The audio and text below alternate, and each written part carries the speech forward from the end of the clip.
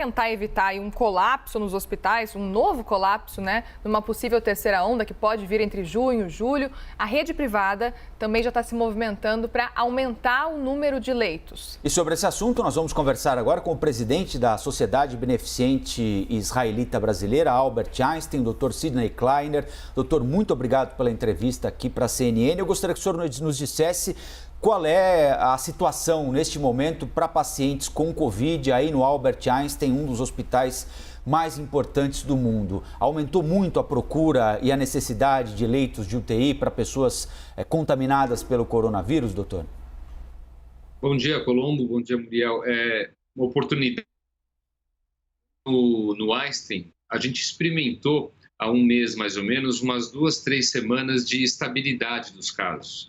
Estabilidade que girava em torno de 110, 115 casos. Para vocês terem uma ideia, o pico da pandemia no ano passado foi de 138 casos internados aqui. E a gente chegou a 310 casos, mais ou menos em março, fevereiro e março. Essa estabilidade passou a aumentar cerca de uma semana, onde os casos voltaram a aumentar muito, foram para 136, 142, 157 e agora nós temos 168 leitos com pacientes de Covid, metade deles em condição de semi-intensiva ou UTI. Então é um crescimento realmente que não dá nem para chamar de uma terceira onda, visto que os casos não diminuíram para que a gente possa falar que a segunda onda tivesse terminado. Agora, doutor, tem uma expectativa de criar novos leitos a partir de junho já? Como é que vão funcionar esses leitos? São leitos de UTI, de enfermaria? São todos leitos para a Covid-19? Então, em virtude da expertise que o Einstein ao longo dos últimos anos acumulou, não apenas na pandemia, nós tivemos na preparação antes da pandemia, quando os rumores de que viria da mesma forma para o Brasil, a condição de criar a infraestrutura capaz de transformar alas não Covid em alas Covid.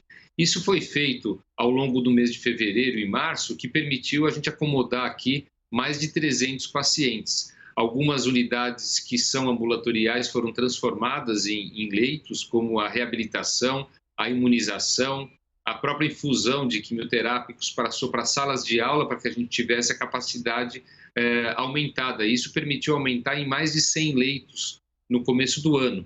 E essas unidades já foram revertidas para leitos não Covid e agora estão na iminência de novo de voltar a ser dedicadas à Covid, além de uma provável ampliação que a gente deve fazer na própria reabilitação de uma maneira que fica. Ora, doutor, agora há pouquinho eu me referi a um estudo que a Fiocruz fez e divulgou essa semana, dizendo que pela primeira vez a maioria dos internados vítimas de Covid no Brasil tem menos de 60 anos, né? Provavelmente já resultado da vacinação das faixas etárias mais avançadas. O senhor tem notado uma diferença no perfil de pacientes que precisam desse tipo de atendimento, de internação aí no Einstein, seja num quarto comum ou num leito de UTI, vítimas de Covid? Sim, Colombo, isso aconteceu desde o princípio dessa segunda onda, desde a virada do ano, e ela tem algumas explicações. Ainda antes da vacinação começar, a gente viu o número de jovens cada vez maior como contingência de internação, muito por conta da alta exposição, quer dizer, quando os jovens se expõem mais em festas, encontros, em abandono das medidas de precaução, eles passaram a ser um grupo muito mais suscetível à infecção, ainda somado à maior transmissibilidade da cepa P1, a cepa de Manaus, que hoje é a maioria dos casos infectados aqui em São Paulo. E, além disso, com o avançar da vacinação, mesmo que de forma lenta, os grupos prioritários passaram a ser vacinados, tornando ainda mais evidente essa diminuição de faixa etária. E é o que a gente observa aqui, mesmo em casos leves, mas também alguns pacientes jovens em casos mais graves internados na UTI. Doutor, o senhor falava há pouco sobre essa cepa, a P1, agora especificamente sobre a cepa originária da Índia. A gente está acompanhando a preocupação das autoridades de saúde. O hospital tem algum tipo de monitoramento com relação às cepas? Sim, nós temos feito já há 1 ou 2 meses, já logo no começo de março, a expertise de sequenciamento genético que o Einstein criou ao longo dos últimos anos e principalmente contribuiu para a gente descobrir um teste baseado em sequenciamento genético, permitiu, por amostragem, nós fazermos aqui a identificação dos tipos de vírus dos pacientes que estão internados. E isso já se mostrou ser maioria, a cepa P1, há cerca de um mês, com os casos aqui internados, inclusive sendo descobertas algumas mutações já sobre a própria cepa P1, como se fosse uma P1 já modificada por mutações em São Paulo. Enquanto o ritmo de vacinação não adquirir uma velocidade maior do que a capacidade do vírus de haver mutação, a gente está sob risco, inclusive com a cepa indiana. Quer dizer, cada vez mais as vacinas elas têm que fazer o papel de uma imunização num grande contingente da população para que a transmissão do vírus deixe de acontecer e ser aí um ambiente adequado para que ele faça a mutação para infectar mais pessoas. Então, a gente se apoia hoje em dia numa velocidade de vacinação maior e numa restrição, uma vigilância muito grande com relação às pessoas que podem estar contaminadas com essa cepa da Índia. Doutor, o senhor é gestor de um dos maiores hospitais do mundo. Gostaria de saber a opinião do senhor a respeito do seguinte: a nossa vacinação caminha numa velocidade não satisfatória, né? Nem tão lenta assim, que gere tantas críticas, mas nem tão rápida quanto nós gostaríamos. O senhor acha que para evitar a continuidade dessa segunda onda, porque ela não chegou a acabar, né? Nós teremos que em algum momento adotar de novo medidas de distanciamento social até conseguir imunizar uma parcela maior da nossa sociedade, doutor? Olha, Colombo, eu costumo falar de distanciamento físico, né? O distanciamento físico é aquele que nós devemos, ainda hoje, mesmo que vacinados, adotarmos como prática. Quer dizer, atividades que são essenciais, elas devem ser realizadas utilizando o máximo de precaução, mesmo em quem foi vacinado, porque quem é vacinado, enquanto o controle da pandemia não é feito, quem é vacinado é capaz de transmitir doença, porque ele pode adquirir a infecção e não ter sintomas, mesmo vacinado. Então, as medidas de precaução, elas têm que ser adotadas para que a gente evite a transmissibilidade enquanto o ritmo de vacinação não atinge uma população maior. Porém, a necessidade ou não das restrições de quarentena, de fechamento de comércio, elas são muito proporcionais à capacidade do sistema de saúde.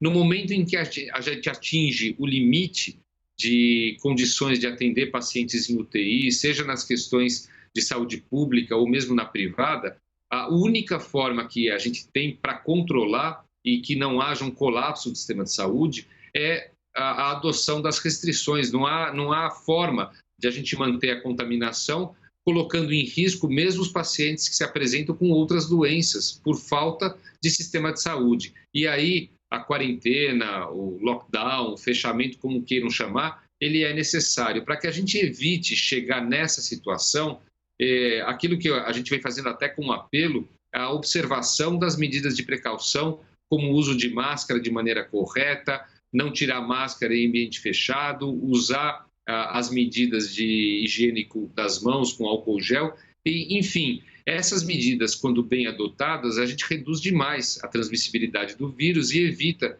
chegar num colapso do sistema de saúde que vai forçar a adoção da restrição. Doutora, a gente acompanhou no pico da pandemia, entre março e abril desse ano, a situação da falta do kit de intubação. Como é que está a preocupação com relação à falta desses medicamentos nos próximos meses, doutor? Olha, o setor privado e também o setor público, através também da participação das esferas governamentais, eles estão cada vez mais se equipando e enchendo seus estoques de insumos e até capacitando os profissionais para que utilizem sem desperdício de maneira adequada. Então, eu vejo hoje uma situação muito diferente daquele pico de março, onde o consumo foi tão grande que os estoques terminaram. Doutor, uma última pergunta para a gente encerrar. Os profissionais de saúde foram os primeiros a serem vacinados, acertadamente, obviamente. O senhor já conseguiu sentir o efeito da vacinação aí no grupo de funcionários do Einstein, médicos, enfermeiros, auxiliares, pessoal que trabalha em outros departamentos também? Há uma quantidade menor de afastamentos pela doença do que havia anteriormente? Ótima pergunta, Colombo, porque isso aqui para nós significa até uma ponta de esperança. A gente tem já mensurado com gráficos que mostram que, à medida que a vacinação avançou entre os profissionais de saúde, o índice de contaminação com Covid nos nossos colaboradores praticamente despencou. E a contaminação, na sua imensa maioria, acontecia nas comunidades, nos domicílios, no transporte, não aqui dentro do hospital, onde as medidas de precaução são muito mais rígidas. Porém, o grau de atendimento de pacientes que portassem Covid, ele praticamente despencou quando a imunização aconteceu em todos os profissionais, mostrando a eficácia do programa de vacinação para que a gente possa controlar a pandemia. Isso é um dado para nós de bastante esperança que, uma vez vacinado o grande contingente da população brasileira, a gente tem o controle aqui também, à semelhança de outros países. Nós conversamos e agradecemos o presidente da Sociedade Beneficente Israelita Albert Einstein, doutor Sidney Kleiner. Doutor, muito obrigado, bom dia de trabalho para o senhor, até uma próxima. Eu que agradeço, bom dia a todos.